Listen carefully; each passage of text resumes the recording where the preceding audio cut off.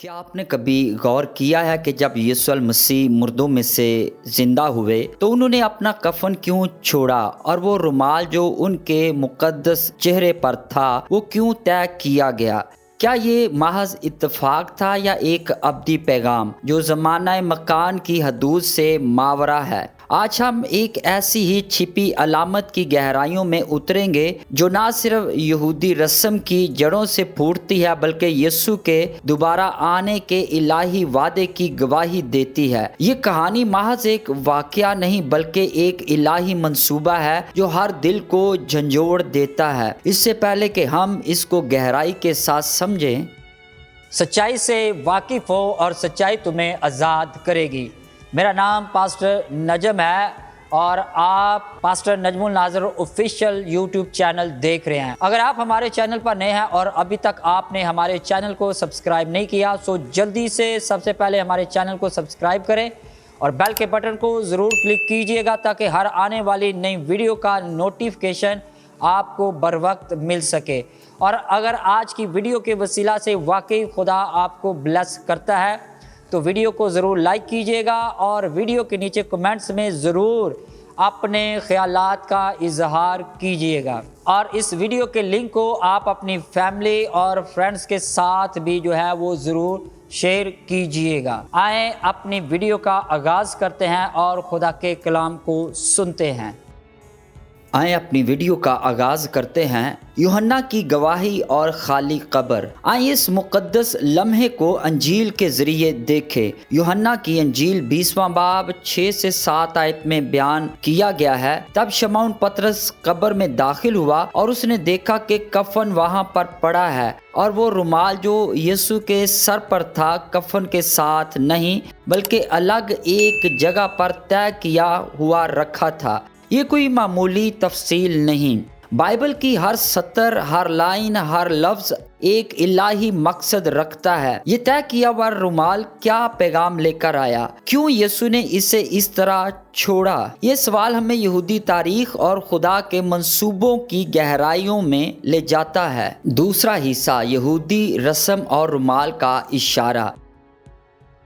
कदीम यहूदी सकाफत में खाने के आदाब सिर्फ रस्म नहीं बल्कि एक ज़बान थे। जब कोई मुअज़्ज़िज़ मेहमान खाना खाता तो उसका रुमाल उसके इरादों का आईनादार था। अगर वो रुमाल को मरोड़ कर बेतरतीबी से फेंक देता तो ये इशारा था मैं फारिग हो गया, मेरा सफ़र यहाँ ख़त्म है। लेकिन अगर वो रुमाल को इख्तियार से तय करके मेज़ पर रखता तो ये वादा था मैं वापस आऊँगा, मेज़ तैयार रखो। ये रस्म नौकर के लिए एक खामोश हदायत थी कि बर्तन ना हटाए क्योंकि मेहमान का वादा अभी पूरा होना बाकी था। अब उसे यीशु की कब्र में देखें। तय किया हुआ रुमाल कोई इत्तफाकिया अमल नहीं बल्कि एक इलाही ऐलान था कि यीशु का मिशन मुकम्मल नहीं हुआ। सुंडेरियम की अलामती गहराई।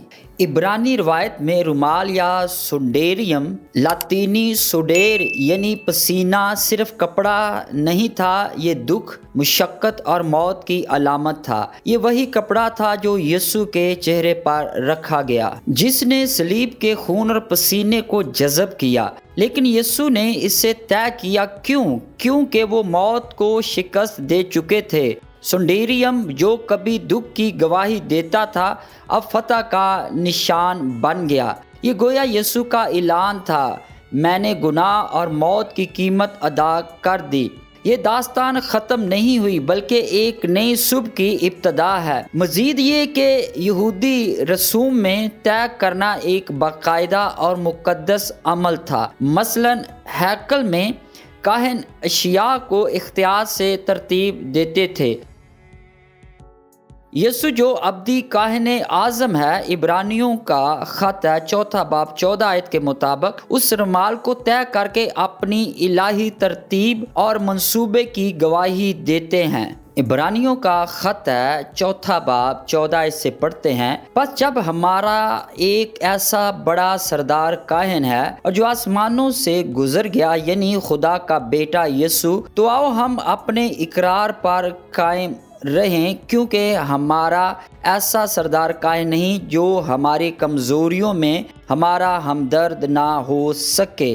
اب نمبر 4 پر دیکھتے ہیں یسوع کا وعدہ اور ابدی امید۔ یہ طے کیا رومال محض ایک کپڑا نہیں بلکہ خدا کے وعدوں کا نشان ہے۔ یسوع نے کہا میں جاتا ہوں کہ تمہارے لیے جگہ تیار کروں، اور جب تیار کر لوں تو میں واپس آؤں گا اور تمہیں اپنے ساتھ لے جاؤں گا۔ یہ رومال ان شاگردوں کے لیے تھا جو خوف اور تاریکی میں ڈوبے ہوئے تھے۔ یہ ہم سب کے لیے ہے جو قیامت کی امید رکھتے ہیں۔ یہ خاموش گواہی ہے کہ یسوع زندہ ہیں اور وہ دوبارہ آئیں گے۔ 5واں حصہ، تاریخی اور الوہیاتی تناظر۔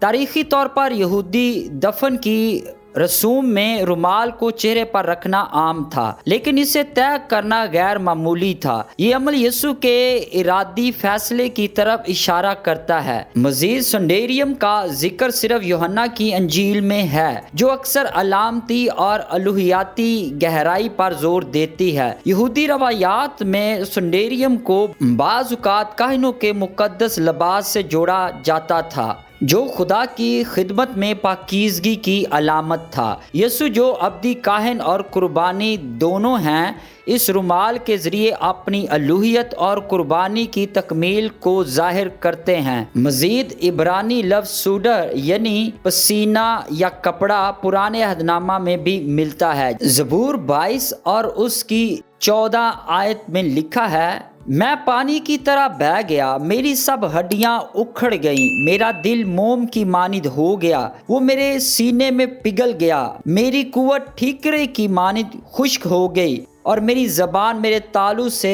چپک گئی، اور تو نے مجھے موت کی خاک میں ملا دیا۔ یسوع نے اس دکھ کو طے کر کے گویا زبور کی پیشن گوئی کو پورا کیا۔ جب آپ زبور 22 پڑھتے ہیں تو یسوع المسیح کا صلیب پر چڑھنا اور اس پر بولنا، اے میرے خدا تو نے مجھے کیوں چھوڑ دیا، یہ بہت ہی گہرا زبور ہے جس میں یسوع المسیح کے بارے میں بڑی ہی ڈیٹیل سے تفصیل سے لکھا گیا ہے۔ وہ میرے کپڑوں پر کرا ڈالیں گے، میری پوشاک کو بانٹیں گے، وہ میرے ہاتھوں اور پاؤں کو چھیدیں گے، اور مجھے اس قدر اتنا ماریں گے کہ میرا گوشت میری ہڈیوں سے جدا ہو جائے گا اور ہڈیاں اس میں سے نظر آنا شروع ہو جائیں گی۔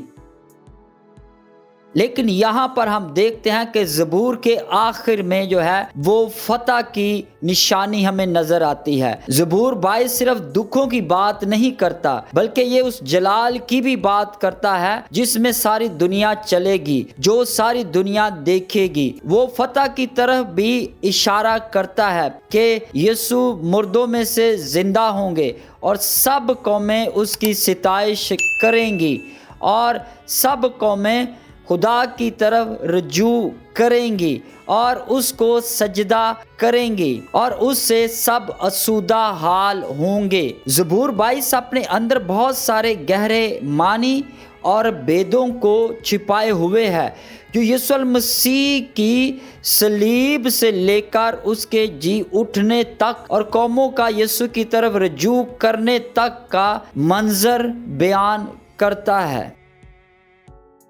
اب ویڈیو کے آخر میں جب آپ یسوع کی خالی قبر کا تصور کریں تو صرف ہٹا ہوا پتھر یا خالی کفن ہی نہ دیکھیں، اس طے کیے ہوئے رومال کو دیکھیں جو اپنے اندر گہرے معنی چھپائے ہوئے تھا۔ آج کی ویڈیو میں ہم نے اس کو تفصیل کے ساتھ جانا، ایک خاموش وعدہ، ایک الہی گواہی جو ہر قلب کو پکارتا ہے۔ یہ رومال کہتا ہے، میں نے موت کو فتح کیا، میں زندہ ہوں اور میں واپس آ رہا ہوں۔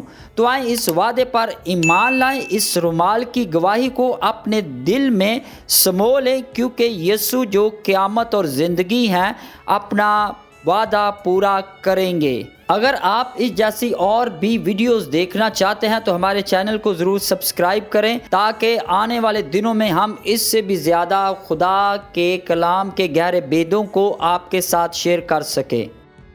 اگر آج کی ویڈیو کے وسیلہ سے واقعی خدا نے آپ کو بلیس کیا ہے تو اس ویڈیو کو ضرور لائک کریں، اور ویڈیو کے نیچے کمنٹس میں ضرور اپنے خیالات کا اظہار کریں، اور اگر ابھی تک آپ نے ہمارے چینل کو سبسکرائب نہیں کیا سو جلدی سے آپ ہمارے چینل کو سبسکرائب کریں اور بیل کے بٹن کو ضرور کلک کیجئے گا تاکہ ہر آنے والی نئی ویڈیو کا نوٹیفیکیشن آپ کو سب سے پہلے مل سکے۔ اس ویڈیو کے لنک کو آپ اپنی فیملی اور فرینڈز کے ساتھ بھی شیئر کر سکتے ہیں۔ خداوند آپ کو برکت دے۔